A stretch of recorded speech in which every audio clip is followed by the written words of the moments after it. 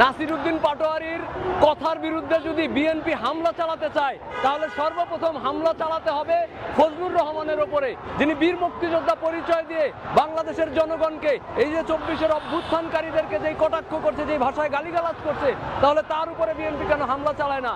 যদি হামলা করতে হয় তাহলে ওই যে কালোগুলো একজন আছে না, কি যেন নাম, টকশো কাপায়, টেবিলে থাপ্পড় দিয়ে কথা বলে, রনি, এই যে বেয়াদব রনি, এর উপরে হামলা চালায় না কেন?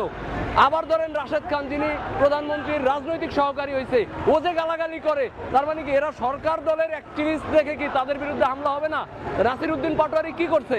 কারো কি নিচে আঙ্গুল দিছে? দেয় নাই। সে কথা বলছে, সে কাদেরকে নিয়ে কথা বলছে? যারা চাঁদাবাজি করে তাদের বিরুদ্ধে কথা বলছে, যারা ঋণ খেলাপি হয়ে সংসদে গেছে তাদের বিরুদ্ধে কথা বলছে। তো কথা বললে কথার বিরুদ্ধে হামলা করতে হবে, সেই সংস্কৃতি 24-এ কবর হয়ে গেছে, সেই সংস্কৃতিকে আবার জাগিয়ে তুলছে এই বিএনপি। যদি তারা মনে করে এই সংস্কৃতি জিয়ে রেখে বাংলাদেশে রাজনীতি করবে তাহলে ভুল ভাবছে। 24-এ যেরকম অবস্থা হয়েছে হাসিনার, তার চাইতে ভয়াবহ অবস্থা হবে বিএনপির।